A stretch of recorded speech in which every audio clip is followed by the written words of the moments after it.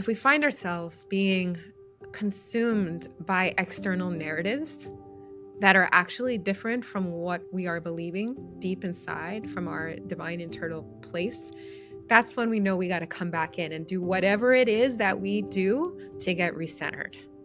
Since I had the experience of literally reincarnating in my own body while I was wide awake, it was a very palpable experience of feeling my own energy coming down into my crown. I heard her shouting, "Yes, Billy," as she came into my body. And I was like, "What's happening?" And then she was like, "Yes, we did it. We did it." She's like high-fiving me inside of me. Then I had to run outside, and I was living in Woodstock, New York at the time. And I had to hug trees. I had to feel the leaves. I had to touch the ground. When you're being swallowed up by external opinions and emotions, it's time to reset and do what you need to do. Whether that's meditation, singing, art, getting into nature, hugging somebody, meditating, listening to something on YouTube that stirs the memory, and then coming back in and being like, all right, I'm getting to incarnate into myself, into my life that I have chosen, getting to embrace the pattern that we've chosen to evolve through and experience, and to go in and be like, all right, if I were incarnating into this pattern, in this body, in this life that I've chosen, what would I do from this moment forward?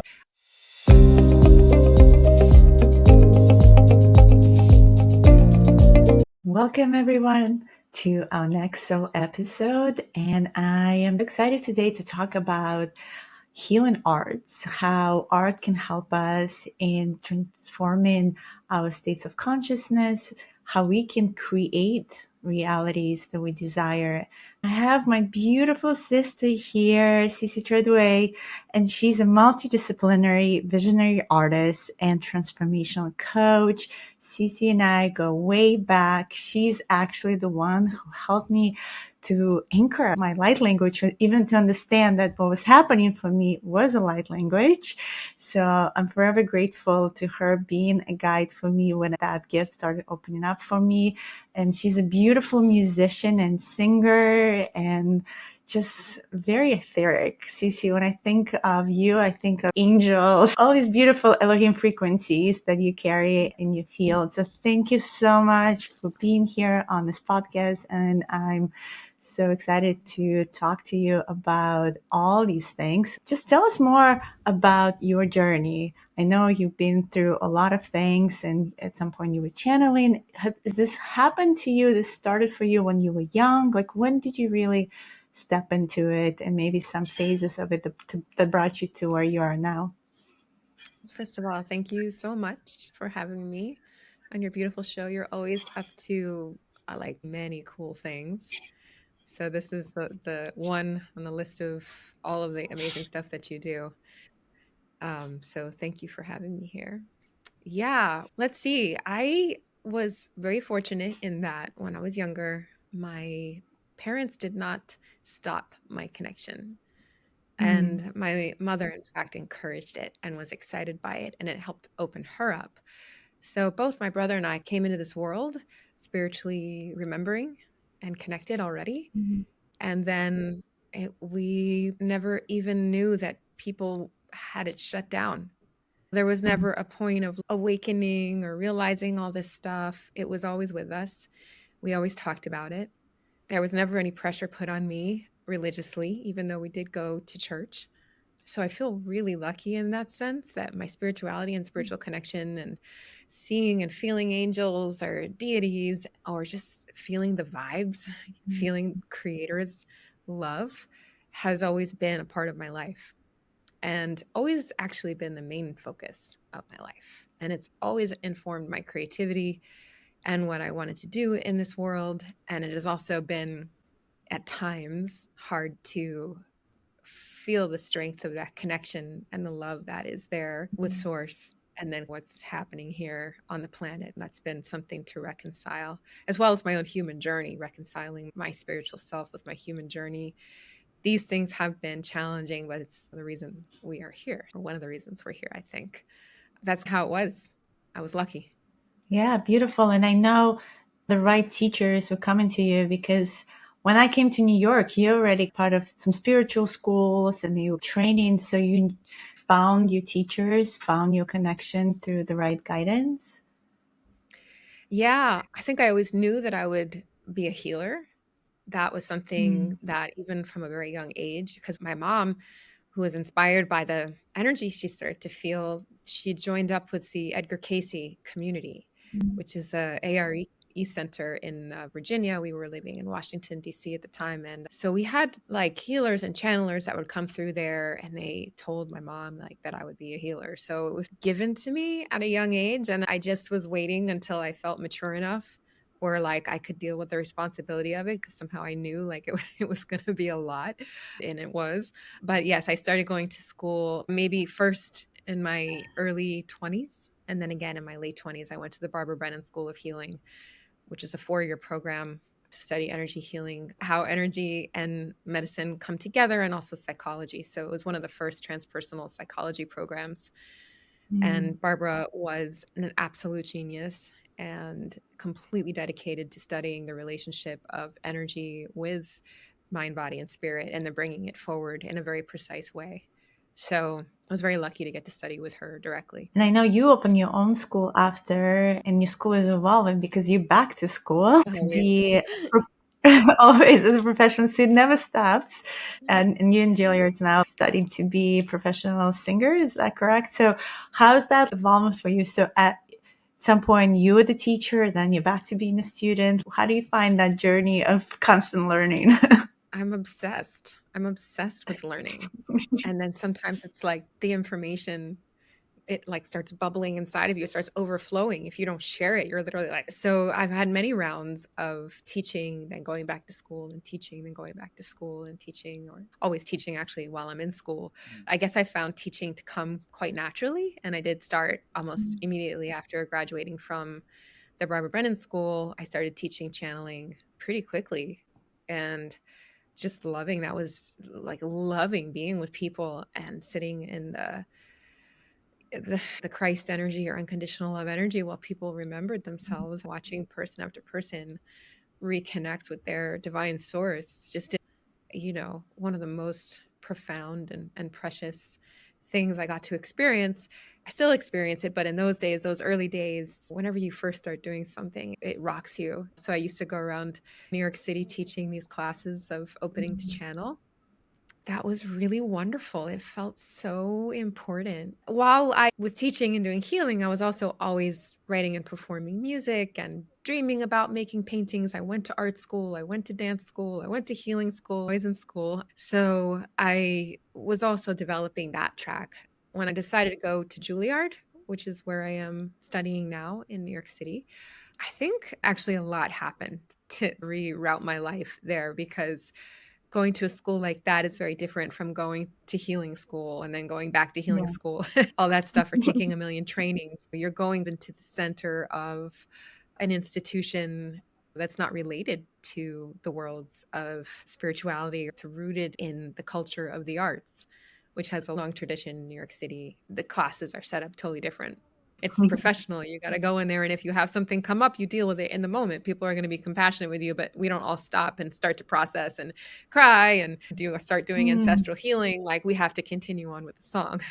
There's some beauty in the discipline, maybe, right? The Love discipline it. is Saturn energy, maybe not as compassionate and feminine, but it gets you to master your gifts and hone them. So, how do you feel?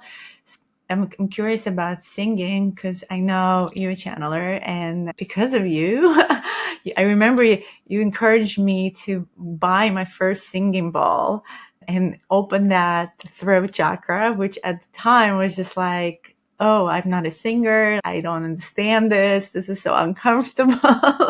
And here I am activating others people's throats, right? And in your refinement of this craft of singing and still in some ways channeling, right? These frequencies, like what are the maybe nuances of learning this professional way? Is it just really recognizing how to master this frequency in a way that like the human knows how to, or find the instrument that you are.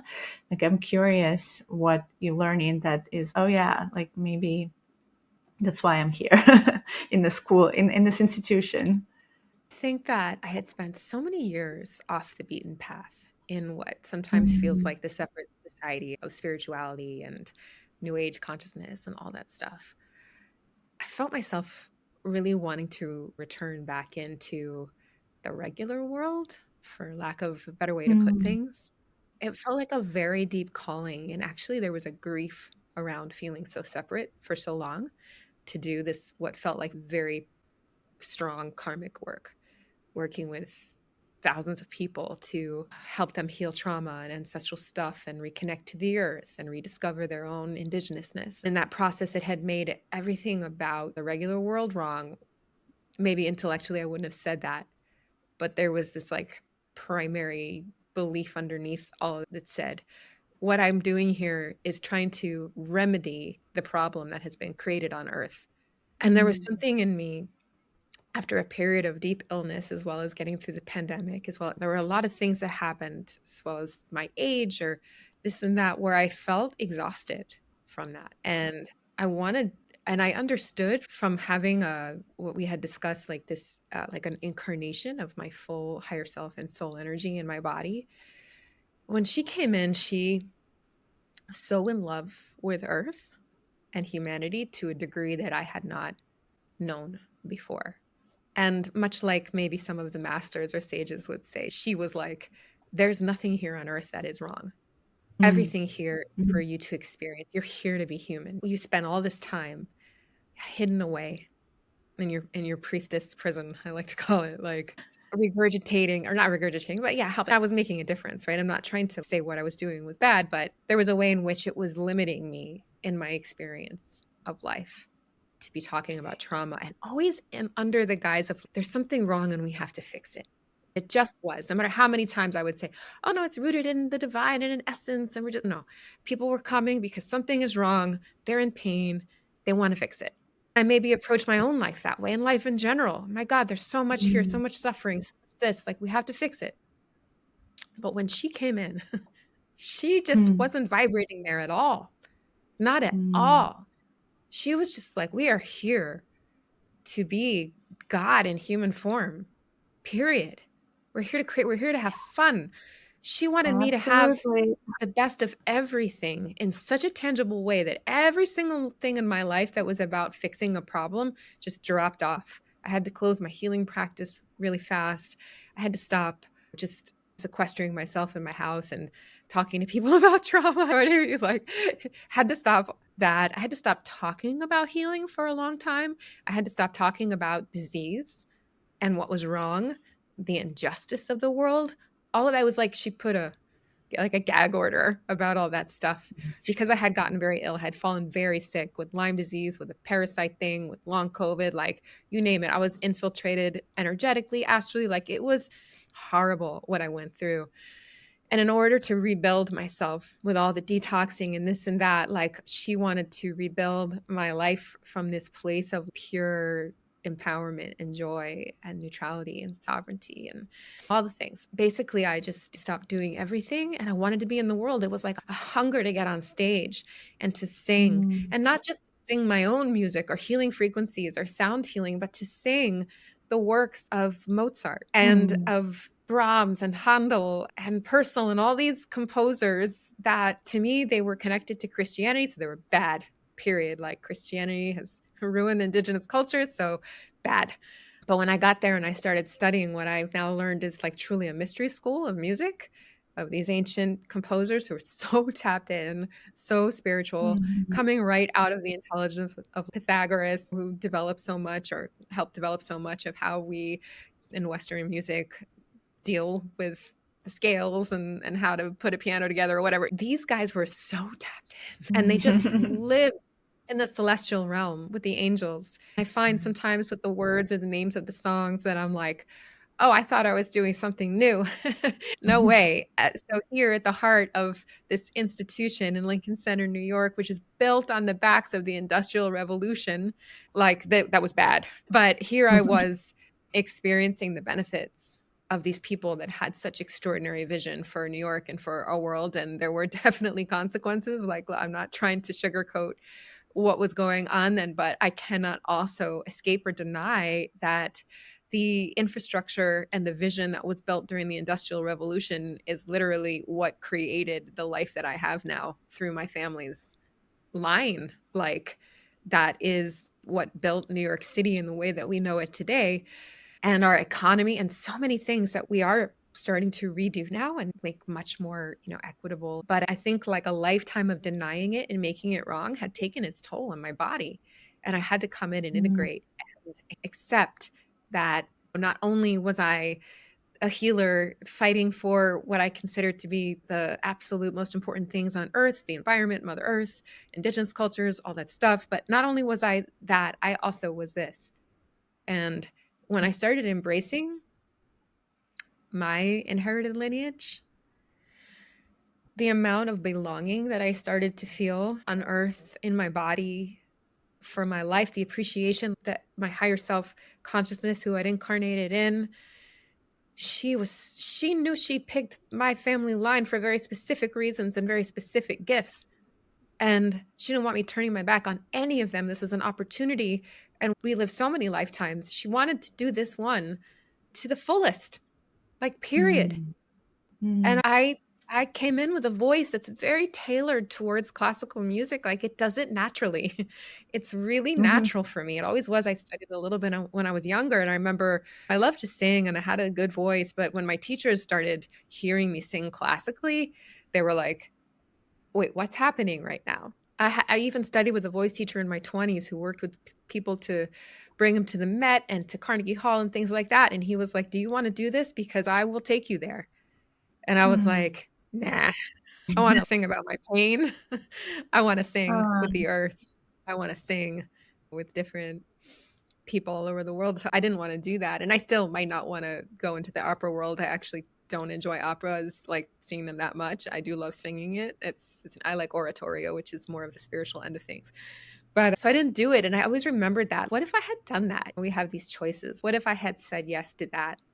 So when I circled back into being just coming out of this mega illness, this coming out of the pandemic, coming out of having this new burst of energy, who was so excited about life, I just reorganized everything and went right to Lincoln Center and went right back into that timeline.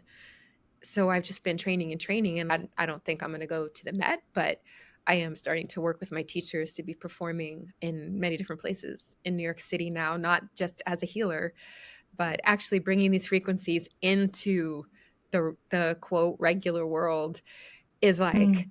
totally amazing. I can't wait to do it more. I don't want to I sing just for the what are we singing for the choir? Is that the expression? I want to sing people who really need the experience of their yes, soul being touched by the yeah, divine. totally. I'm so Yeah. excited for that, for you to spread that light. And I think you and I were talking about before the podcast. We have these roles that we play, and I think you stepping into this bigger role, which is bringing that light into the what I call sometimes belly of the beast, into the dark places where more light is needed. Thank you so much for sharing your journey and your vulnerable truths about transformation. And I keeps on coming to me this like phoenix energy of resurrection. And there's no regrets, right? We've been learning through the journey, and there is this thing that's called wounded healer. I do not like that word, and many of us sometimes tend to go into that direction and kind of stay in there because it's very comfortable. And for me, it never really resonated. I'm supposed to graduate out of that realm and step into something different, but I can see how some are staying in there forever, and it's like perpetual cycle of trying to fix myself, go to healer here, go to healer there. And I very much where you are in my beliefs about we are perfect, we are angels, and that's what I tell everyone. And we're just having these different experiences, re-remembering our gifts, re-remembering we have beautiful voices, we are in touch with all these frequencies that we can channel through. Everything is available for us. But the experiences are valid. I think they also give us this perspective of these different realities. And I love that you use the word integration. I think we are here to integrate all these different realms of the ancestral, the indigenous way is beautiful too. And I love all the ceremonies that I used to do with ayahuasca and everything like that. But I also got the guidance 6, 7 years ago to stop that and move into something else. So I think we're always evolving, and each part of our journey is teaching us to really step in and embody who we really are. And we are this magnificent divine beings, and you have magnificent voice. Maybe CC, you can sing something for us. I want to hear the classical if you feel I'm called a hearing, little bit I to, didn't fully warm up here, but I could try. I also just yeah, kind of to reflect something for you that, yeah, go ahead. just that for as long as I've known you, I always feel like you've been very steady and anchored into your like soul self. You Mm, have that capacity. I think also your brain chemistry supports that. And I've always was amazed by you because I really struggled emotionally and really struggled with like cyclical depression, managing my brain, my moods. It was so hard for me. Like I had to work so hard. And when I shifted over, it was many years of working with my body. Like I, instead of just processing emotionally, or spiritually, I was working with my physiology, different supplements, rewiring my brain to be more not so up and down and all that stuff. Like it took so much work to the point when finally, when my like higher self incarnated in, that's when I feel like I became this steady thing mm, that is yeah, necessary to really live your life like we're all these perfect divine beings. I yeah. think it's interesting because I know I helped you open your voice, but I would always just be in awe of you, of being able to Mm, maintain your steady in the face of all of this and to be doing the work. And I'm not saying you didn't have your struggles. What you just said to me is that you've known this stability I kind have. of most of the But the body, yeah. my body has been also a big, I would say, catalyst in my journey.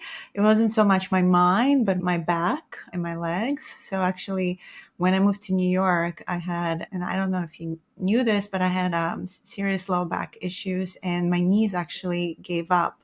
So there were moments when I just moved to New York, and this is like 2012, 2011, where I started also receiving my messages through my body, and because it was forcing me to slow down.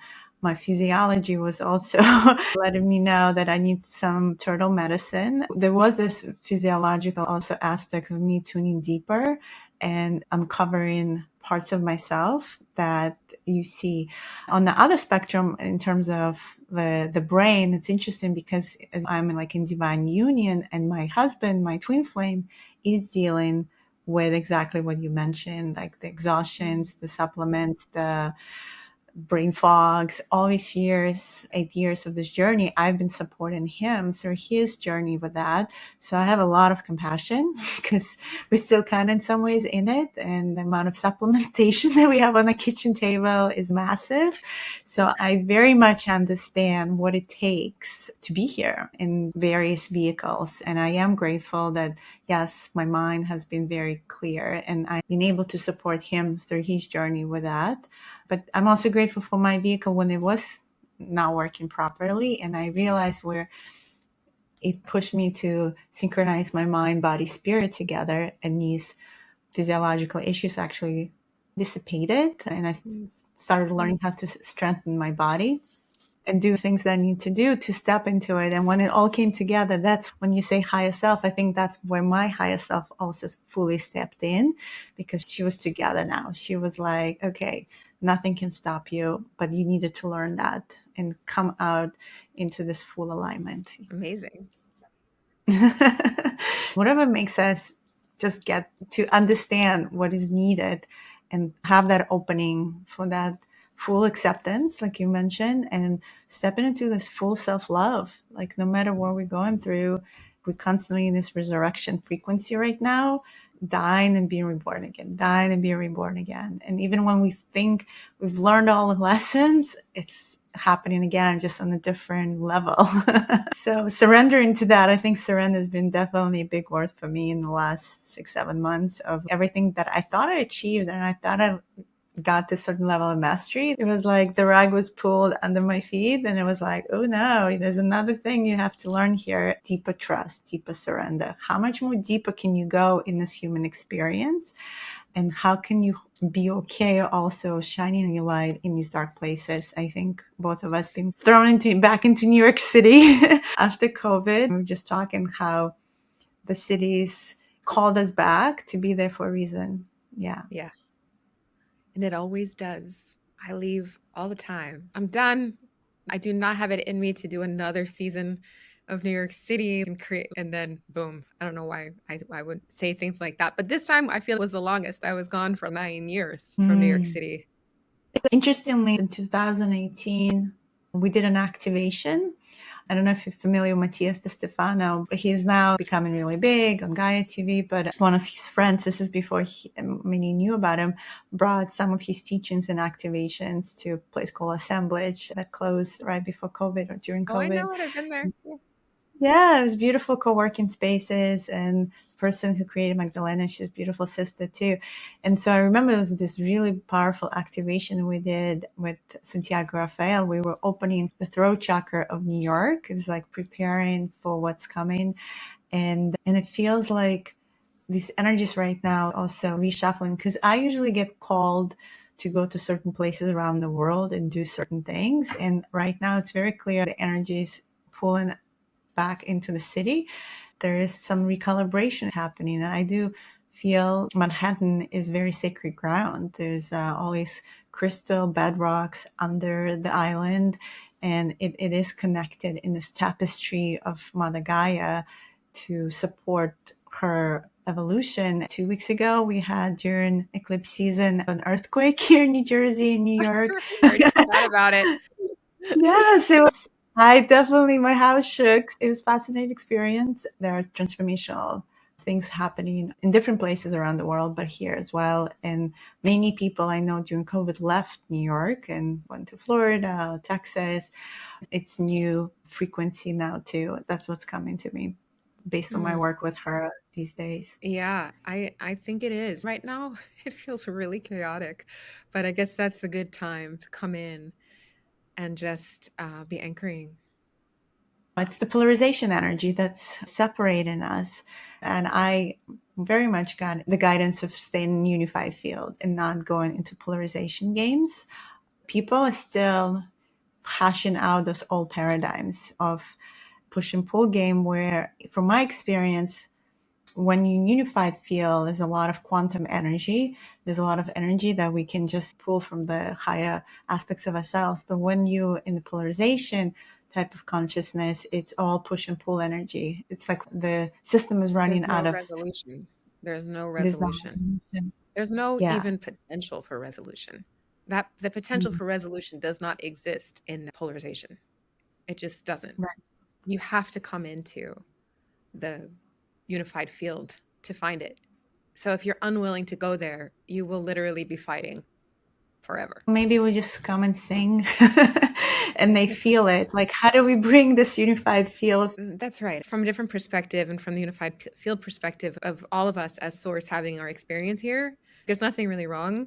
In other words, to go back to feeling like, what can I do as a healer or a light worker so that people can learn? I don't know. I'm just doing my part. And I know that those timelines exist. When I was younger, I did a lot of working to activate the unity grid that fell during Atlantis. I worked with Drumble and Melchizedek, and I went all over the world with different and sat in ceremony with different indigenous tribes to help shift the consciousness of the planet back into coherence. So we planted some seeds. It's been nothing but chaos since. I think I felt disillusioned so many times of I don't have the answers. It can feel disempowering, but I think I want to bring this to our topic of creation. How can we create the timelines? How can we use the healing arts to choose the reality we want? There is an agenda we all know, and it's not a good one. But I think what we can focus on is our own state of consciousness and this creation of timeline that we choose. I know you use beautiful healing arts for that? What are the tools that some of us can use to stay in that unified field? First of all, I can just share what I'm doing. I now have access to my eternal divine self as the primary place.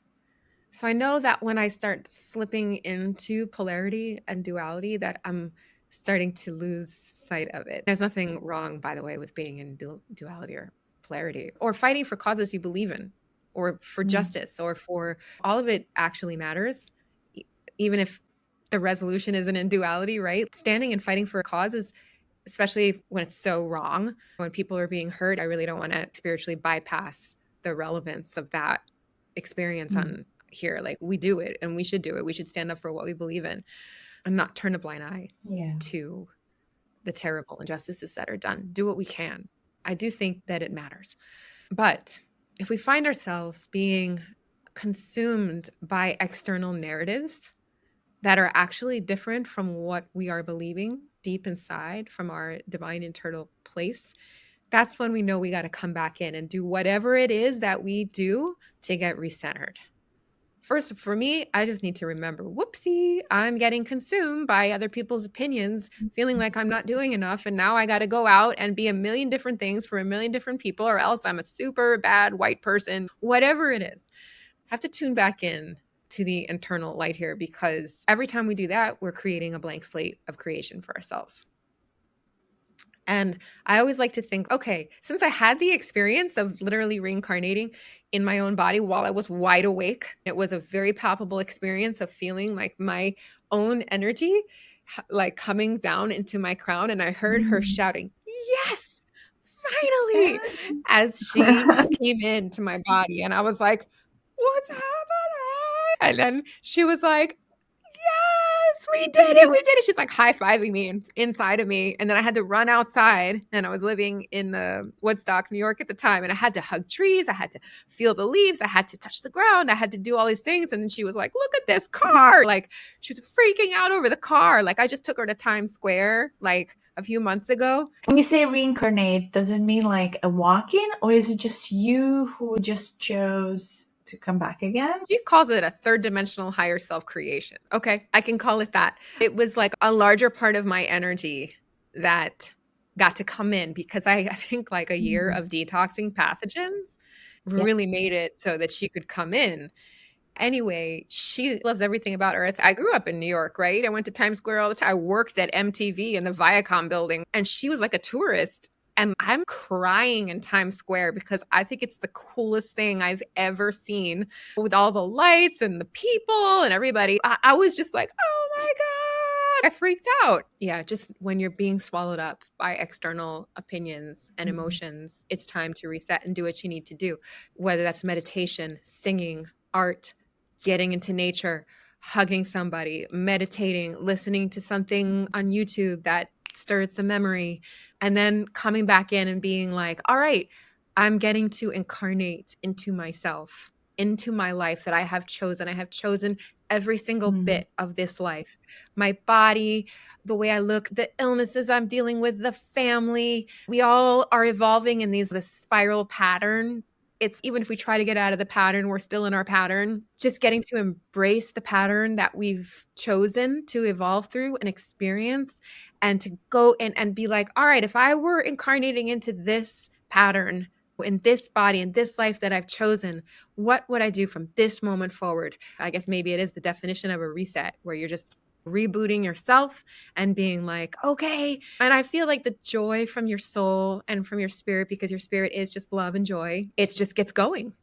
It just gets going. It Mm. just starts dancing around or making stuff or getting excited. It really wants to do the human thing. It wants to get caught up in the good stuff. So that's what I do. Beautiful. And is there like a favorite thing? I guess for you it would be singing because you sing so much. Do you feel like singing resets you as well in some ways? I think it resets everybody. And I think these ancient traditions also of singing, circle singing and community singing, as well as in my tradition, it's getting on stage in a beautiful dress and singing alone. Coming together and singing, I think, is like singing and dancing are probably the fastest ways to just bring your body's energy up so it can receive the energy of your spirit. That's Mm. how I see it now, like your vehicle. Like we maintain our vehicle so that it can accept and be in enough vibrational resonance with our spirit so we can be happy.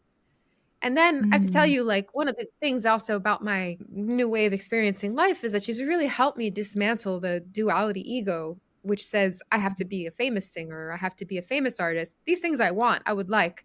But she's just so in it for the joy of it, for the experience of Mm. it. And the pressure that we put on ourselves to always have more and be better and be at the top of the pyramid is like really bad for our psyches. It's just not that great. So that's really helped me too. I think I see it in myself and in a lot of people that when they get going and get into their pure artistic genius, and it's, oh my God, how can we be famous? How can we make money? How can I create the right funnel? How are people going to know about this? And it's, let's just slow down and allow it to take us where it's supposed to take us, which could be literally just to bed. It doesn't necessarily. And fame is generally really hard. I know this from working at Yeah. MTV. I worked with celebrities for a long time, and where I learned being famous wasn't so great. Yeah, it's a lot of attention on you. And I think holding all that attention it can be a bit overwhelming too. Maybe somewhere also could potentially lose yourself. It comes with a price for sure. Maybe we can get It's a back to huge singing. price. I want to hear you sing. This is a song called Gloria Domine Deus, and it's by Vivaldi, written sometime, I believe, in the I love 1700s. Vivaldi. It's just like a loving God kind of prayer. It's a classic Latin prayer. A little patriarchal, which, believe me, as a womb healer and like basically liberating women from the patriarchy, here I am back singing some of this patriarchal stuff and really allowing myself to be in the beauty of it. Mm. Latin is a very beautiful language. It is the origin of so many of the languages that are spoken today. It's a kind of language that reminds me of other sacred languages because of the way the vowels are and the way the words are formed and all that. We can see how this goes. I'm not warmed up. Classical. We allow in the perfection and imperfection. Everything is Only perfect. it's so fun. Like when you're at a place like Juilliard, your standards for yourself, they go up really high because Oh, I'm you're there sure with a they do. teacher. Yeah. And with other students who actually know they know it. So they know when you're not, when your breath control isn't right or this and that. When I sing for people who don't know about it, nobody can tell the difference, right? And I'm always like, oh my God, I didn't breathe in the right place. And they're like, what? So I'm going to do this sitting down, which is also Yeah. not something I normally do.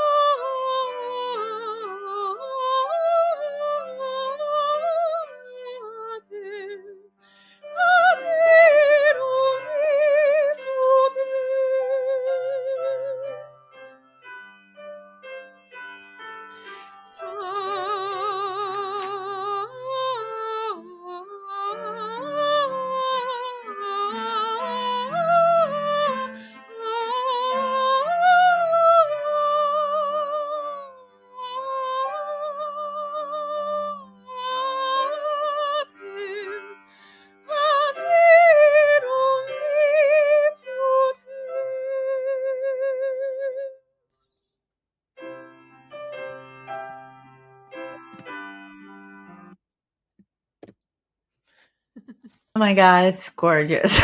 What a gift. Your voice is just the broad spectrum. You said you always had that voice, and now you're just learning how to work with it more and expand it and tune it properly. Do you feel there is like a deeper connection with your spirituality through the voice now that you're even more connected to it? There is a deeper connection with my life now, Yeah. deeper connection with life itself.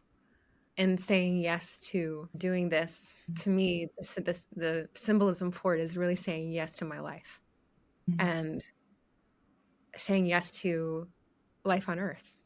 Maybe I'm just saying the same thing over and over, but I felt like I so deeply needed to find a safer place to be able to handle life on earth. And I always wanted to be creating that sanctuary away from things in a way.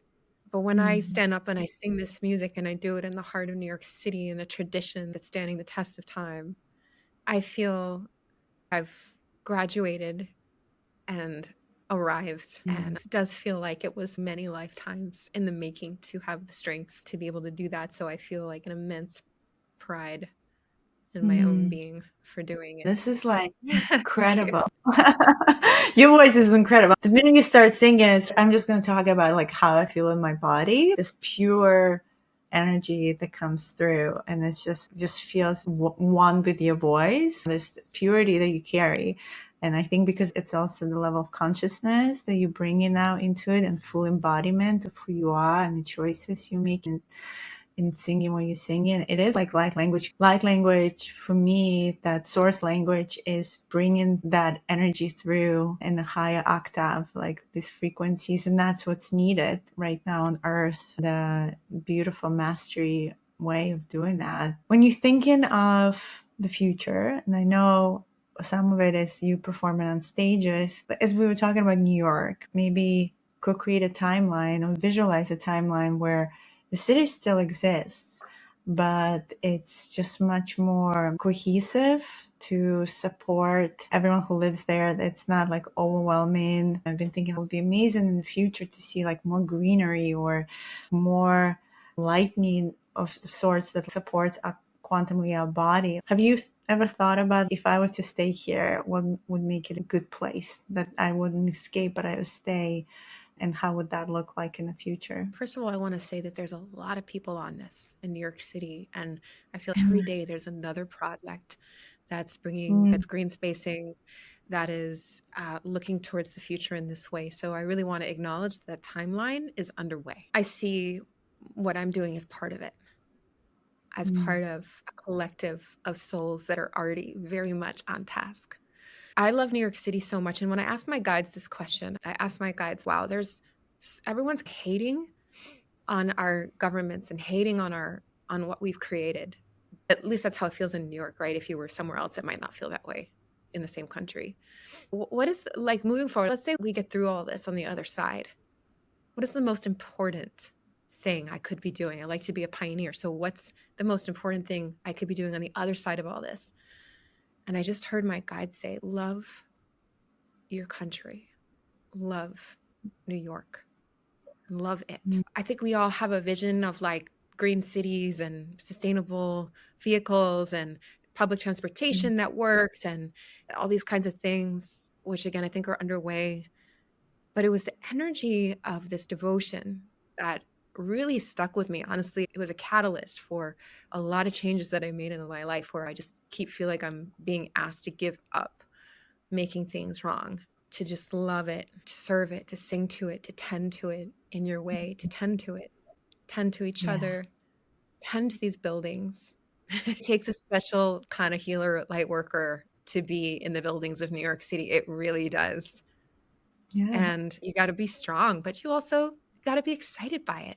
There's an excitement to being in a city where like the standard for intelligence and for arts and things like that is just so very high. It's exciting to be in a creative environment with so many different kinds of people, so many different languages. Every time I'm on the train, I'm going to hear 10 different languages. It's wild. And I've been really enjoying that wildness. And then knowing, let's say it does get to be too much, right? Taking the timeouts The timeouts are really important. Since kind of coming back in and starting life over again, like I fell in love with cities. I used to think cities were all wrong. Now I'm like, this is the coolest. How kids like they play with train sets and they're just like completely enamored with things like garbage trucks and trains and this and that. It's exciting what we can build here. Yes, we want to do it in a way that doesn't also ruin the planet, where we can still drink the water. If we cleaned up our water, like I actually asked my guides, what's the thing we can do that would make the world get healthy the fastest? And they just said, clean up the water. You clean up the water, everything's good. I remember having a moment sitting, I think, on Governor's Island, which is, for those who don't know, outside of New York. There's like a little island that used to be a Navy base, and then they built it up, and you can actually bike around. It's a beautiful kind of little oasis, but it's only like a 5-minute ride.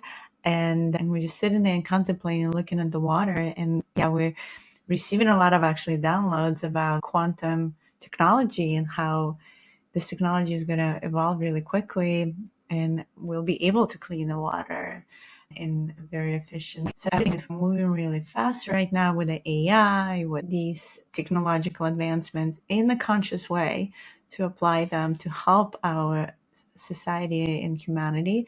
Then why not? I think even with AI, I'm very much about befriending it and using it and creating beautiful images out of it and writing poems with it and music with it, all of it, and co-creating with it, so that we also teaching it about humanity. We're teaching it that there's like these aspects that are beautiful, and then we can use that to benefit and help us, clean the cities, clean the water. There's a level of evolution that needs to happen as a whole, but we just need to be conscious creators of it together, like in not so focused on the war, but more focused on the peace. In the most hectic train station in New York, Penn Station, I had the biggest download of codes that I was like standing there and created with my finger, and it was like all this craziness around me and the cups and all of it. And I was just, because I was coming from that peace within, like you said, finding joy in being alive. I love that, because I often connect to the fairies, or the galactic fairies, and they always make me like laugh and always remind me about the joy, that the joy matters the most. Sometimes we're so serious about trying to be here, trying to fix it. Thank you so much for being with us and sharing your story. So you're still teaching, right? What's your website? How can people find you? My website is cctreadway.com. And I don't have any courses coming up, but I do work one-on-one with people over a period of time in packages, things like that, primarily working to help people bring their gifts out. And that can be spiritual gifts, that can be creative gifts. I also help a lot of women always, of course, want to find partners, and really, but the partnership is the icing on the cake to the journey of getting there. It's everything that happens before then, which is actually all the magic. By the time the partner comes around, again, it's just another gift that they're seeing manifest from the inside of their heart. So these are some of the things that I do. And right now I'm teaching a beautiful course. It's called Soul Tales, where people are coming into their blank slate and co-creating their timelines through writing and through painting, creating a sacred illuminated manuscript for their life. That's beautiful. Totally amazing. Check out CC's different offerings, maybe future classes that are coming, and follow her incredible work and her potential beautiful concerts in the city. I know I'll be looking out for those. Thank you so much, CC, for being with us. Oh, thank you so much for having me. It was such a pleasure to be here and to talk to you. And I love you so much. Thank you. I love you. I love you, love. And thank you for tuning in. Till the next episode. Thanks for watching. Click on one of the videos below to see our other episodes, and don't forget to subscribe.